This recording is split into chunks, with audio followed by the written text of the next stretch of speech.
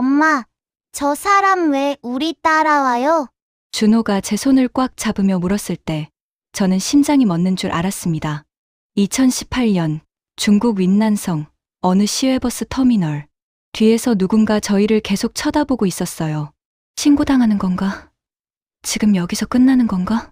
8개월 된 아이를 안고 저는 도망칠 곳도 없이 그 자리에 서 있었습니다. 그때 그 사람이 다가왔어요. 혹시 북쪽에서 오셨어요? 제 심장은 터질 듯 뛰었고 준호는 제 품에서 울음을 터뜨렸습니다. 그 순간이 제 인생에서 가장 긴 5초였습니다. 그리고 그 사람이 말했죠. 저도 그래요. 제가 도와드릴게요. 오늘 제가 들려드릴 이야기는 그 순간까지 오기 위해 제가 잃어버린 것들, 견뎌낸 것들, 그리고 끝내 얻어낸 것들에 관한 이야기입니다. 제 이름은 정수연입니다. 그리고 이건 제가 자유를 선택한 이야기입니다. 된장찌개 냄새를 맡으면 저는 늘 눈물이 납니다. 어떤 사람들에게는 그냥 집밥 냄새겠지만 저에게 이 냄새는 고향이고 엄마고 제가 잃어버린 모든 것입니다. 지금 이 순간에도 북한 어딘가에 제 어머니가 계십니다. 제가 살아있는지 죽었는지도 모르신 채로요. 어머니는 아마 지금도 된장찌개를 끓이고 계실 겁니다. 감자 몇 개, 애호박 한 토막, 두부 조금. 그게 전부인 찌개를요. 저는 그 냄새를 절대 잊을 수 없습니다. 그래서 오늘 제 이야기를 시작합니다. 저는 1992년 함경북도 청진에서 태어났습니다. 아버지는 탄광에서 일하셨고 어머니는 집에서 옷수선 일을 하셨어요. 남동생 하나, 여동생 하나, 5 식구가 방 2칸짜리 집에서 살았습니다. 어렸을 때 기억은 대부분 배고픔이에요. 1990년대 고난의 행군 시기, 저희 집도 예외는 아니었습니다. 하루에 옥수수죽 한 그릇, 그게 전부였어요. 가끔 아버지가 탄광에서 감자 몇 개를 가져오시면 그날은 명절이었습니다. 그래도 저는 학교 가는 게 좋았어요. 학교에 가면 선생님이 칠판에 글씨를 쓰고 노래를 가르쳐주고 이야기를 들려주셨거든요. 저는 그게 너무 좋았습니다. 나도 커서 선생님이 되고 싶다. 그게 제 꿈이었어요. 초등학교 5학년 때 저는 반에서 공부를 제일 잘했습니다. 선생님이 칭찬도 많이 해주셨고 중학교에 가면 붉은 청년근위대에 들어갈 수 있을 거라고 말씀하셨어요. 그때 저는 정말 행복했습니다. 나는 할 수 있어. 나는 뭐든 될 수 있어. 하지만 그 꿈은 14살 되던 해에 산산조각 났습니다. 2006년 어느 날 아침 보위부 사람들이 우리 집에 왔어요. 정철수 동무, 나오십시오. 아버지가 끌려가셨습니다. 이유는 아버지의 형, 그러니까 제 큰아버지가 1990년대에 남쪽으로 넘어갔다는 기록이 발각됐기 때문이었어요. 당시엔 잘 몰랐지만 나중에 알고 보니 큰아버지는 중국을 거쳐 남한으로 갔던 거였습니다. 그 순간부터 우리 가족은 성분이 나쁜 집안이 됐습니다. 아버지는 보위부에 끌려가 한 달 동안 조사를 받으셨고 집에 돌아오셨을 땐 온몸에 멍이 들어 있었어요. 그 뒤로 모든 게 달라졌습니다. 학교 선생님은 저를 더 이상 칭찬하지 않았고 중학교 졸업 후 대학 추천 명단에서 제 이름은 빠졌습니다. 넌 성분이 나빠서 안 돼. 담임 선생님이 그렇게 말했을 때 저는 아무 말도 할 수 없었어요. 16살, 저는 학교를 그만뒀습니다. 그리고 어머니를 따라 장마당으로 나갔어요. 청진 수남시장, 거기가 제 새로운 학교였습니다. 어머니는 중국에서 넘어온 옷을 팔았고 저는 그 옆에서 거들었어요. 매일 아침 5시 해 뜨기 전에 일어나서 낡은 비닐천을 깔고 옷을 펼쳐놓고 손님을 기다렸습니다. 겨울엔 손이 얼어서 돈을 세는 것도 힘들었어요. 여름엔 햇볕에 피부가 까맣게 탔고 비 오는 날엔 비닐로 덮고 앉아서 하루 종일 젖어 있었습니다. 그래도 돈은 조금씩 모였어요. 하루에 1,000원, 2,000원씩, 한 달이면 5만 원, 10만 원. 그 돈으로 쌀을 사고 옥수수를 사고 가끔 돼지고기 몇 근을 사면 그날 저녁엔 온 가족이 웃었습니다. 장마당에서 일하면서 저는 많은 걸 배웠어요.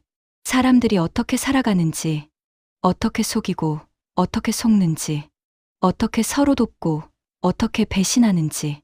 그리고 그곳에서 저는 남쪽에 대해 처음 알게 됐습니다. 2010년 어느 날 장마당에서 한 여자를 만났어요. 그녀는 30살쯤 돼 보였고 중국에서 일하다 왔다고 했습니다. 언니, 이거 살래? 그녀가 보여준 건 작은 USB였어요. 이거 뭔데요? 남조선 드라마. 진짜 재밌어. 한 번만 보면 인생 달라져. 저는 망설였습니다. 나만 영상을 보다 걸리면 노동 단련대에 끌려가거든요. 하지만 호기심이 더 컸어요. 얼마예요? 5,000원. 저는 그 자리에서 5,000원을 건넸습니다. 그날 밤 이불 속에서 작은 MP3 화면으로 그 드라마를 봤어요. 별에서 온 그대라는 드라마였습니다. 화면 속 사람들은 너무 자유로웠어요.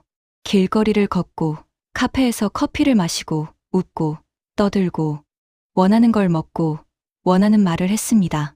여자 주인공은 예쁜 옷을 입고 예쁜 집에 살고 사랑해라는 말을 아무렇지 않게 했어요. 저는 그 장면을 보면서 울었습니다. 나도 저렇게 살 수 있을까?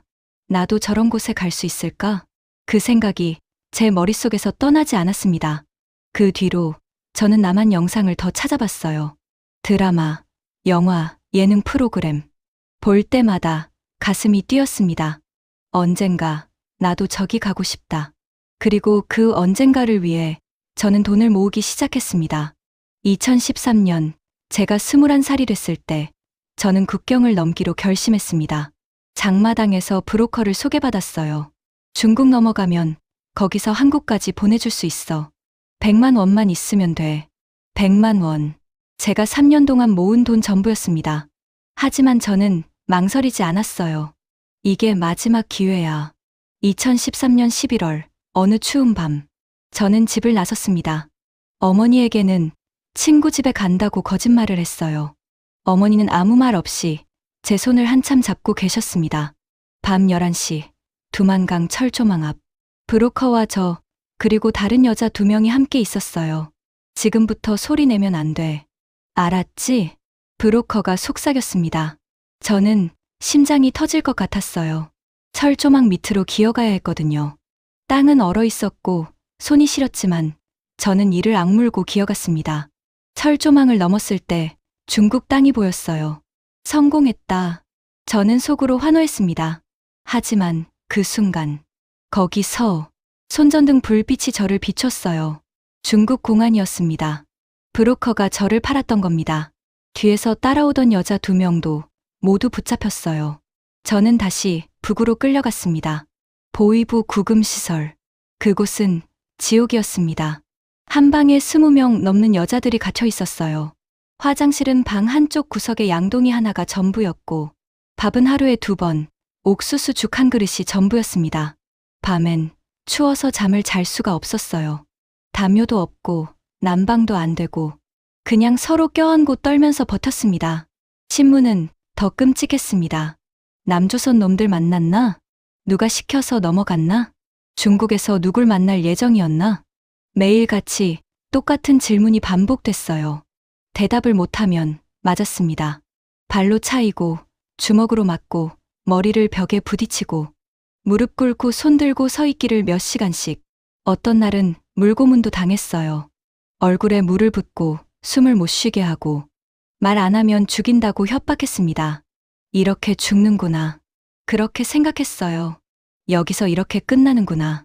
그런데 석 달 뒤 저는 풀려났습니다. 뇌물 덕분이었어요. 어머니가 장마당에서 모은 돈 전부를 보위부 담당자에게 주셨던 겁니다. 500만 원. 어머니가 10년 동안 모은 돈이었습니다. 집에 돌아온 날 어머니가 저를 안고 울었어요. 다신 그런 생각하지 마라. 제발 여기서 살아라. 어머니는 한참을 우셨습니다. 저는 고개를 끄덕였어요. 네, 엄마. 미안해요. 하지만 제 마음속 깊은 곳에선 이미 다른 생각을 하고 있었습니다. 다시 한번, 꼭 한 번 더. 2014년 저는 다시 장마당으로 돌아갔습니다. 이번엔 더 열심히 일했어요. 하루에 15시간씩 쉬지 않고 일했습니다. 그리고 1년 뒤 2015년 가을 저는 다시 브로커를 만났습니다. 이번엔 다른 사람이었어요. 나는 절대 배신 안 해. 내가 직접 중국까지 데려다 줄게. 저는 다시 한번 믿기로 했습니다. 2015년 10월 밤 2시. 저는 다시 두만강 앞에 섰습니다. 이번엔 혼자였어요. 철조망을 기어서 넘고 강을 건너고 중국 땅을 밟았을 때 저는 주저앉아 울었습니다. 이번엔 성공했다. 이번엔 진짜다.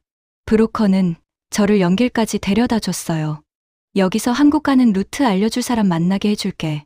근데 연길에서 기다리던 건 한국행이 아니었습니다. 너 이제 여기 시집 와야 돼.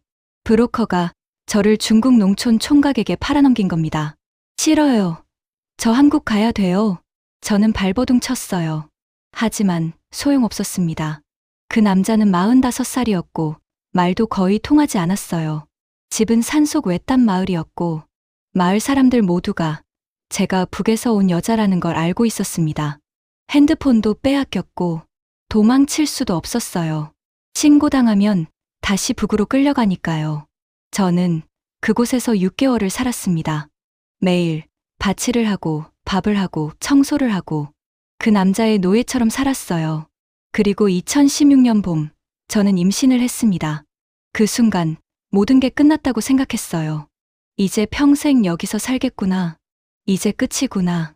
하지만 배 속에서 아이가 움직이기 시작했을 때 저는 생각이 바뀌었습니다. 이 아이는 나처럼 살면 안 돼.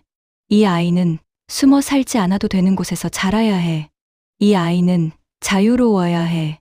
그래서 저는 다시 탈출을 계획했습니다. 2017년 1월, 저는 준호를 낳았습니다. 작고 빨갛고 소리 높여 우는 아기. 준호를 처음 안았을 때 저는 울었어요. 미안해. 엄마가 너를 이런 곳에서 낳아서. 하지만 동시에 다짐했습니다. 너는 여기서 평생 살지 않을 거야. 엄마가 꼭 데려갈게. 그날부터 저는 몰래 돈을 모으기 시작했습니다. 남편 몰래 마을 장터에 나가서 중국 아줌마들 빨래를 해주고 채소를 팔고 한 푼 두 푼 모았어요. 6개월 동안 10만 위안을 모았습니다. 그리고 그 돈으로 저는 한국 선교 단체와 연결됐어요. 중국에 있는 탈북자들을 돕는 지하 조직. 그들은 제게 희망을 줬습니다. 준비되면 연락하세요. 우리가 당신과 아이를 한국까지 데려다 줄게요. 2017년 11월, 준호가 10개월 됐을 때 저는 모든 준비를 마쳤습니다. 그리고 어느 날 새벽 남편이 일 나간 사이 저는 준호를 안고 가방 하나만 들고 집을 나왔습니다. 그날부터 제 진짜 탈출이 시작됐습니다. 첫 번째 목적지는 쿤밍이었어요. 중국 남쪽 윈난성. 거기서 라오스로 넘어갈 수 있다고 했습니다. 하지만 쿤밍까지 가는 길은 너무 멀었어요. 기차를 타고 버스를 타고 때론 트럭 짐칸에 숨어서 이틀, 사흘, 일주일. 준호는 내내 울지 않았어요. 마치 상황을 아는 것처럼 제가 쉬차 하고 입에 손가락을 대면 준호도 조용히 제 품에 안겨 있었습니다. 그런데 쿤밍에 도착했을 때 문제가 생겼어요. 버스 터미널에서 누군가 저를 계속 쳐다보고 있었던 겁니다. 엄마, 저 사람 왜 우리 따라와요?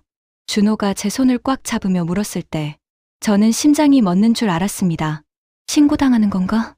지금 여기서 끝나는 건가? 저는 도망칠 곳도 없이 그 자리에 서 있었어요. 그때 그 사람이 다가왔습니다. 중년 남자였어요. 혹시 북쪽에서 오셨어요? 제 심장은 터질 듯 뛰었고 준호는 제 품에서 울음을 터뜨렸습니다. 그 순간이 제 인생에서 가장 긴 5초였습니다. 그리고 그 사람이 말했죠. 저도 그래요. 2010년에 넘어왔습니다. 제가 도와드릴게요. 저는 그 자리에 주저앉아 울었습니다. 감사합니다. 정말 감사합니다. 그 사람은 저를 안전한 곳으로 데려다 줬어요. 그리고 라오스로 가는 길을 알려줬습니다. 조심해서 가세요. 거의 다 왔어요. 그의 말에 저는 다시 한번 고개를 숙여 인사했습니다. 쿤밍에서 라오스까지 다시 일주일. 라오스에서 태국까지 또 일주일. 준호는 배가 고프면 울었고 저는 그럴 때마다 준호를 안고 노래를 불러줬어요. 반달 도다 밤이 깊은데 옛집 떠나 길 잃은 수나. 어릴 때 어머니가 불러주시던 노래. 그 노래를 부르면 준호는 잠들었습니다. 그리고 마침내 2018년 1월 저는 태국 방콕 한국 대사관 앞에 섰습니다. 문을 열고 들어갔을 때 대사관 직원이 저를 보며 물었어요. 혹시 북한에서 오셨어요? 저는 고개를 끄덕였습니다. 그리고 그 자리에 주저앉아 울었어요. 살았다. 우리 살았어. 준호를 꼭 안고 한참을 울었습니다.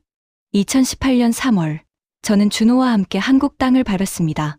인천공항. 비행기에서 내렸을 때 저는 그냥 멍하니 서 있었어요. 여기가 한국이구나. 드라마에서 봤던 그곳이구나. 정착 지원 담당자가 저를 데리고 하나원으로 갔습니다. 하나원은 북한 이탈 주민들이 3개월 동안 교육받는 곳이에요. 그곳에서 저는 한국어를 다시 배웠습니다. 같은 말인데 다른 말이었어요. 아이스 아메리카노 주세요. 카드 결제 가능한가요? 배달시켜 먹을까? 이런 말들이 너무 낯설었습니다. 하나원 교육이 끝난 뒤 저는 인천에 집을 얻었어요. 정부 지원금으로 원룸 하나. 그게 제 첫 번째 집이었습니다. 준호는 어린이집에 다니기 시작했고 저는 일자리를 찾았어요. 처음엔 식당에서 설거지를 했습니다. 하루 8시간, 최저시급. 손이 트고 허리가 아팠지만 내가 번 돈이라는 게 너무 신기했어요. 6개월 뒤 저는 제과점에서 일하게 됐습니다. 새벽 5시 출근, 빵 반죽하고 오븐에 굽고 손님 응대하고 힘들었지만 행복했어요. 왜냐면 제가 번 돈으로 준호 기저귀를 사고 우유를 사고 장난감을 사고 준호가 좋아하는 딸기를 살 수 있었으니까요. 그리고 일요일마다 저는 준호를 데리고 한글 학교에 갔습니다. 거기서 다른 탈북 엄마들을 만났어요. 저처럼 아이를 데리고 온 엄마들, 혼자 온 언니들, 할머니, 할아버지들. 우리는 함께 한국말을 배우고 아이들에게 한글을 가르쳤습니다. 그때 처음으로 여기가 내 집이라는 생각이 들었어요. 나는 이제 도망치지 않아도 돼. 나는 이제 숨지 않아도 돼. 2019년 준호가 어린이집에서 처음으로 친구를 사귀었어요. 지우라는 아이였습니다. 어느 날 준호가 집에 와서 말했어요. 엄마, 나 오늘 지우랑 놀았어. 저는 그 말을 듣고 울었습니다. 친구를 사귈 수 있구나. 자유롭게 놀 수 있구나. 준호는 제가 가질 수 없었던 모든 걸 갖고 자라고 있었어요. 2020년 코로나가 터졌습니다. 세상이 멈췄고 사람들은 집에 갇혔어요. 저도 제과점 일이 줄어들면서 집에 있는 시간이 많아졌습니다. 그때 저는 요리를 시작했어요. 북한에서 엄마가 해주시던 음식들을 하나씩 만들어 봤습니다. 감자국, 옥수수밥, 김치찌개, 그리고 된장찌개. 된장찌개를 끓이던 날, 냄비에서 김이 모락모락 올라왔을 때 저는 갑자기 눈물이 났어요. 그 냄새가 저를 청진으로 데려갔습니다. 어릴 적 부엌에서 국 끓이시던 어머니, 된장 풀고 감자 넣고 애호박 넣고 두부 넣고 수연아 밥 먹어라.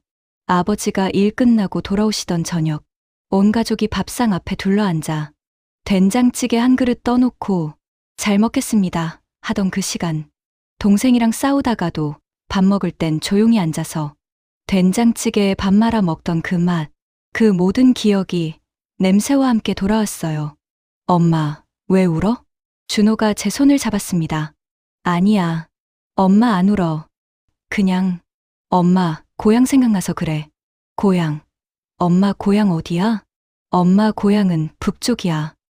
북한. 북한. 거기 뭐 있어? 거기엔 엄마가 있어. 할머니. 준호는 고개를 갸우뚱했어요. 할머니 보고 싶어? 엄청 보고 싶어. 저는 준호를 안았습니다. 그리고 조용히 말했어요. 준호야, 엄마가 너한테 이야기해 줄 게 있어. 그날 저녁, 저는 준호에게 처음으로 제 이야기를 했습니다. 엄마는 준호가 태어난 나라가 아닌 다른 나라에서 왔어. 어디? 북한이라는 곳. 거기는 여기랑 조금 달라. 뭐가 달라? 저는 잠시 생각했어요. 5살 아이에게 어떻게 설명해야 할까? 거기는 자유롭게 다닐 수 없어. 가고 싶은 곳에 갈 수 없고, 하고 싶은 말을 할 수 없어. 왜? 그게 그곳의 규칙이야. 준호는 이해할 수 없다는 표정을 지었어요. 그럼 엄마는 왜 거기서 왔어? 엄마는 준호를 낳고 준호가 자유롭게 자랄 수 있는 곳으로 오고 싶었어. 준호가 물었습니다. 엄마, 그럼 할머니는? 저는 입술을 깨물었어요. 할머니는 아직 거기 계셔. 왜 안 왔어? 할머니는 올 수 없어. 왜? 대답할 수 없었습니다. 준호는 제 눈을 보며 말했어요. 엄마, 할머니 보러 가면 안 돼? 안 돼. 갈 수 없어. 왜? 저는 준호를 안았습니다. 그리고 울었어요. 미안해, 준호야. 엄마가 할머니를 못 만나게 해서. 준호는 제 등을 토닥였습니다. 괜찮아, 엄마. 나중에 가면 되지. 그 순간 저는 더 크게 울었습니다. 나중에, 언제가 나중에일까요? 10년 뒤, 20년 뒤, 아니면 영원히. 2021년 추석, 저는 처음으로 차례상을 차렸습니다. 한국에 온 지 3년 만이었어요. 한글학교 선생님이 명절엔 차례상을 차려야 한다고 알려주셨거든요. 저는 마트에 가서 재료를 샀습니다. 송편 만들 재료, 전 부칠 재료, 과일, 나물. 그리고 집에 와서 하루 종일 요리를 했어요. 송편을 빚고, 전을 부치고, 나물을 무치고, 과일을 깎고, 된장찌개를 끓였습니다. 준호는 옆에서 신기한 듯 지켜봤어요. 엄마, 이거 뭐 하는 거야?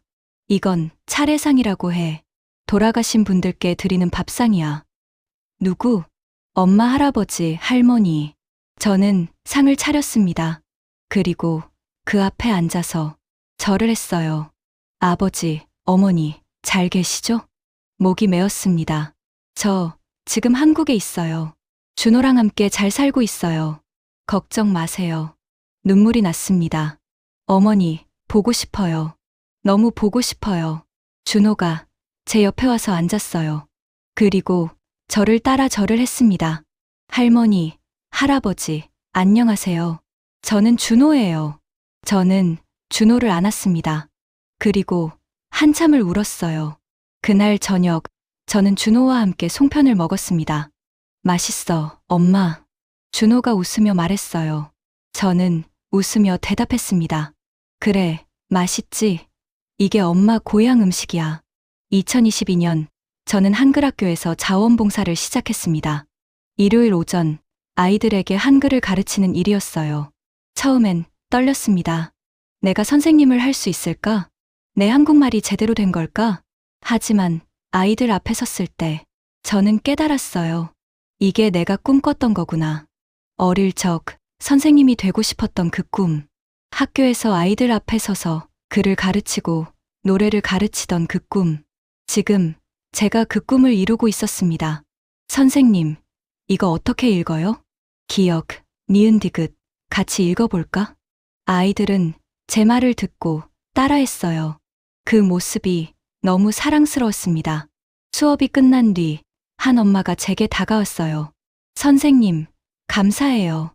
우리 아이가 한글 배우는 거 너무 좋아해요. 저는 웃으며 대답했습니다. 아니에요. 제가 더 감사해요. 그날 집에 돌아오는 길에 준호가 제 손을 잡으며 말했어요. 엄마, 나 엄마 자랑스러워. 저는 멈춰 섰습니다. 왜? 엄마가 선생님이잖아. 멋있어. 저는 준호를 안았습니다. 그리고 울었어요. 멋있다. 그 말이 제 가슴을 뭉클하게 했습니다. 2023년, 저는 한국 국적을 취득했습니다. 5년이 걸렸어요. 한국에 온 지 5년 만에 저는 대한민국 국민이 됐습니다. 구청에서 국적 증서를 받았을 때 저는 그 자리에서 울었어요. 축하합니다. 정수연 씨. 공무원이 웃으며 말했습니다. 저는 그 증서를 꽉 쥐었습니다. 나는 이제 한국 사람이구나. 그날 저녁, 저는 준호와 함께 외식을 했어요. 준호가 좋아하는 치킨을 시켰습니다. 준호야, 오늘 엄마가 한국 사람 됐어. 엄마 원래 한국 사람 아니었어? 아니, 엄마는 북한 사람이었어. 근데 오늘부터 한국 사람이야. 준호는 고개를 갸우뚱했어요. 그럼 엄마 이제 안전해? 그 말에 저는 가슴이 뭉클했습니다. 안전하다. 준호는 그 단어를 알고 있었어요. 응, 엄마 이제 안전해. 준호도 안전해. 준호가 웃으며 말했습니다. 좋겠다. 저는 준호를 안았습니다. 그리고 속으로 말했어요. 고마워, 준호야. 엄마가 버틸 수 있었던 건 내가 있어서야. 2024년, 저는 처음으로 북한 가족 찾기 신청을 했습니다. 대안적 십자사를 통해서였어요. 가족 이름과 마지막으로 살던 주소를 적어주세요. 저는 떨리는 손으로 신청서를 작성했습니다. 어머니 이름 김영숙, 아버지 이름 정철수, 주소 함경북도 청진시 수남구역. 연락 오는데 시간이 걸릴 수 있어요. 경우에 따라서는 소식이 없을 수도 있고요. 담당자가 조심스럽게 말했습니다. 저는 고개를 끄덕였어요. 괜찮아요. 그래도 신청하고 싶어요. 그날 밤, 저는 잠을 잘 수가 없었습니다. 엄마는 지금 뭐 하고 계실까? 건강하실까? 나를 원망하실까? 어머니는 아마 저를 원망하실 겁니다. 왜 말도 없이 떠났냐? 왜 나를 두고 갔냐? 하지만 저는 어머니께 말하고 싶어요. 엄마, 미안해요. 근데 나는 준호를 위해 떠나야 했어요. 준호가 자유롭게 자랄 수 있는 곳으로 가야 했어요. 엄마, 나 지금 잘 살고 있어요. 준호도 건강하게 자라고 있어요. 걱정 마세요. 엄마, 보고 싶어요. 너무너무 보고 싶어요. 이불 속에서 저는 한참을 울었습니다.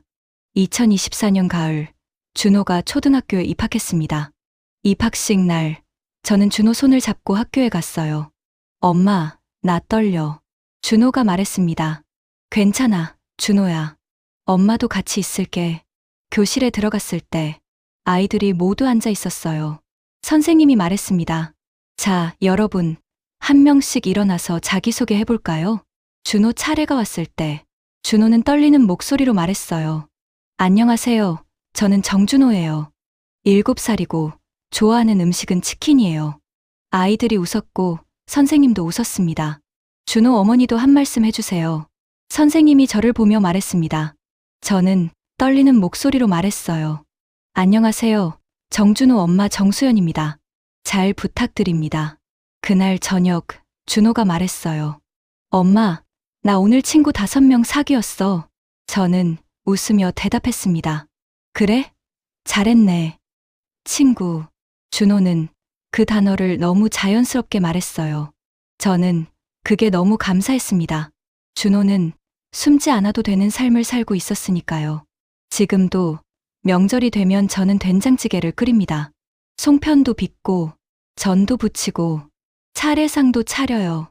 준호는 이제 제 옆에서 함께 요리를 합니다. 엄마, 이거 이렇게 하는 거 맞아? 응, 잘하고 있어. 부침개를 뒤집을 때 준호가 신기한 듯 지켜봐요. 엄마, 이거 할머니가 해주셨던 거야? 응, 엄마 어렸을 때 할머니가 해주셨어. 할머니 보고 싶어? 준호가 물었습니다. 저는 잠시 멈췄다가 대답했어요. 응, 엄청 보고 싶어. 그럼 전화하면 안 돼? 저는 입술을 깨물었습니다. 전화할 수 없어. 왜? 북한은 남한이랑 전화가 안 돼. 준호는 슬픈 표정을 지었어요. 그럼 편지는? 편지도 안 돼. 왜 아무것도 안 돼? 저는 대답할 수 없었습니다. 준호가 말했어요. 엄마, 나중에 내가 커서 북한 갈 수 있으면 할머니 만나러 갈게. 저는 준호를 안았습니다. 그리고 울었어요. 고마워, 준호야. 자유는 뭘까요? 저한테 자유는 준호가 길거리에서 웃어도 괜찮고 학교에서 꿈을 말해도 괜찮고 실수를 해도 벌 받지 않는 그런 거예요. 자유는 제가 하고 싶은 말을 할 수 있고 가고 싶은 곳에 갈 수 있고 준호와 함께 미래를 꿈꿀 수 있는 거예요. 그리고 자유는 된장찌개 냄새로도 이어지는 기억입니다. 언젠가 제가 어머니를 다시 만날 수 있을지 모르겠습니다. 어쩌면 평생 못 만날 수도 있어요. 하지만 이 냄새는 절대 잊지 않을 겁니다. 이 기억은 절대 사라지지 않을 거예요. 그리고 저는 이 기억을 준호에게 물려줄 겁니다. 준호야, 이게 엄마 고향 음식이야. 이게 엄마가 자랐던 곳의 맛이야. 이게 엄마 가족의 이야기야. 준호는 그 이야기를 듣고 자랄 겁니다. 그리고 언젠가 준호도 이 된장찌개를 끓일 거예요. 그때 제 이야기는 계속될 겁니다. 제 이름은 정수연입니다. 2018년 저는 새 살배기 아들 준호를 안고 북한을 떠났습니다. 그리고 지금 저는 자유를 선택했습니다. 이 자유는 제가 잃어버린 모든 것의 대가였습니다. 하지만 저는 후회하지 않습니다. 왜냐하면 준호가 웃고 있으니까요. 준호가 자유롭게 자라고 있으니까요. 그게 제가 원했던 전부였습니다. 오늘도 저는 된장찌개를 끓입니다. 그리고 고향을 그리워합니다. 언젠가 통일이 되는 날, 저는 준호의 손을 잡고 청진으로 갈 겁니다. 그리고 어머니를 만날 거예요. 엄마, 나왔어요. 그날을 저는 꿈꿉니다.